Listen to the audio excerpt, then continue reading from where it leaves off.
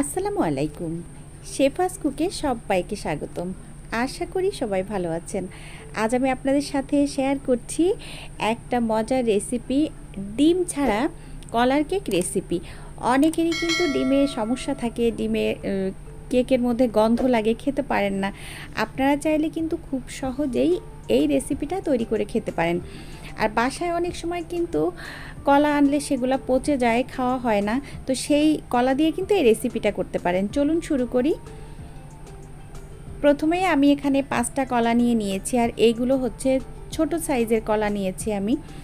আপনারা চাইলে এখানে সাগর কলাটা নিতে পারেন। তো আমি এখন কলাগুলোকে কাঁটা চামচ দিয়ে ভালো করে করে নিচ্ছি, ভেঙে নিচ্ছি আর কি, ছোট ছোট করে টুকরো করে নিচ্ছি, যেটা গলিয়ে নিব আর কি।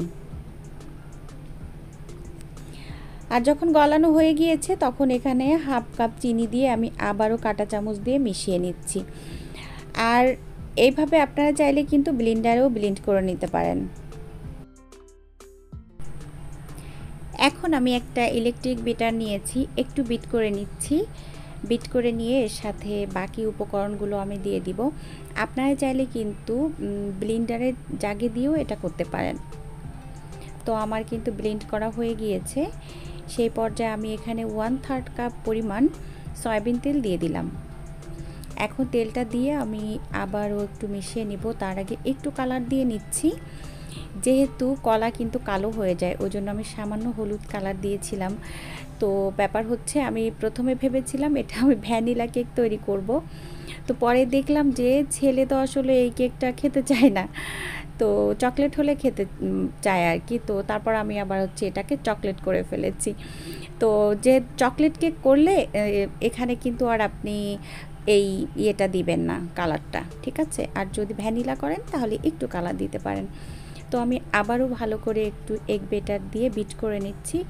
তো বিট করা এখন হয়ে গিয়েছে। এখন শুকনো উপকরণগুলো মিশিয়ে নিব।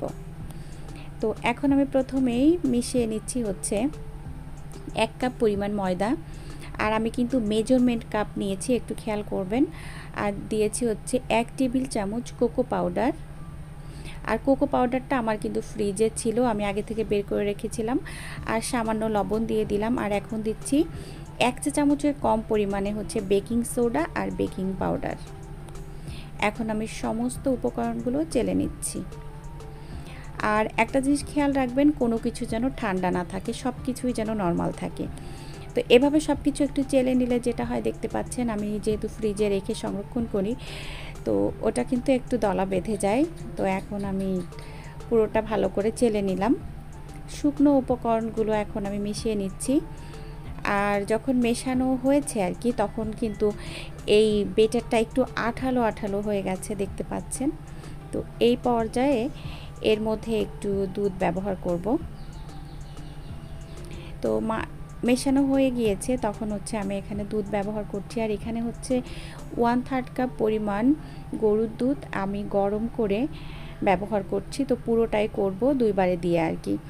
তো এভাবে একটু মিশিয়ে নিচ্ছি। আর এটা কিন্তু আমি একটু আস্তেই মিশিয়েছিলাম, যেহেতু টেনে টুনে দিয়েছি, ওই জন্য মনে হচ্ছে আমি যুদ্ধ করছি। যাই হোক, আমার মেশানো হয়ে গিয়েছে। এখন মোল্ডের মধ্যে ঢেলে নিব। তো মোল্ডের মধ্যে আমি একটু বেশি পরিমাণে তেল দিয়ে দিয়েছি। তো এই জন্য আগে থেকে তেল দিয়ে রেখেছিলাম। আসলে এত কিছু দেখাইতে গেলে না ভিডিওটা বড় হয়ে যায়। এখন মোল্ডের মধ্যে ঢেলে আমি মোল্ডটা একটু ট্যাপ করে নিচ্ছি, যাতে করে ভিতরে যে বাবলসগুলো আছে সেটা যাতে একেবারে মিশে যায়। তো হয়ে গিয়েছে। এখন আমি চুলায় একটা হাঁড়ি বসিয়ে দিয়েছি। হাঁড়িটা যখন একটু গরম হয়ে গেছে, সেই পর্যায়ে আমি হাঁড়ির মধ্যে এখন কেকের মোল্ডটা দিয়ে দিচ্ছি। তো এখন যারা ওভেনে তৈরি করবেন তাদের জন্য বলে দেই, 180 ডিগ্রি সেলসিয়াসে এই কেকটা তৈরি করবেন 40 মিনিট বা 45 মিনিট।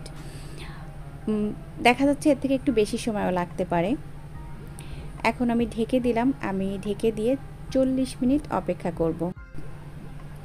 ফিরে আসলাম 40 মিনিট পর। দেখতে পাচ্ছেন কেকটা কিন্তু অনেক ফুলেছে। আর এটা খাওয়ার পরেও কিন্তু কেউ বুঝবে না যে এটা ডিম ছাড়া কেক। তো এখন একটা চাকু দিয়ে আমি চেক করে নিচ্ছি। তো আমার কাছে মনে হচ্ছে যে একটু কম আছে আর কি। একটু লেগে আছে, যে দেখতে পাচ্ছেন হাতে আমার সামান্য একটু লেগে গিয়েছে। তো এই পর্যায়ে আমি আরও 10 মিনিট রেখে দিচ্ছি। এখন আমি আবারও ঢেকে রাখছি আরও 10 মিনিট। 10 মিনিট পর যখন এটা হয়ে যাবে, তো তখন হচ্ছে আমি চুলাটা অফ করে দিব। তারপর হচ্ছে ঠান্ডা হয়ে গেলে আমি আপনাদেরকে একটু কেটে দেখাবো। এই যে ঠান্ডা হয়ে গেছে, একটু কেটে দেখাচ্ছি। তো এতক্ষণ যারা আমার সাথে ছিলেন সবাইকে অসংখ্য অসংখ্য ধন্যবাদ। সবাই ভালো থাকবেন, আমার জন্য দোয়া করবেন। আগামী রেসিপি দেখার আমন্ত্রণ জানিয়ে আজকের মতো আমি শেফা বিদায় নিচ্ছি। আল্লাহ হাফেজ। আসসালামু আলাইকুম।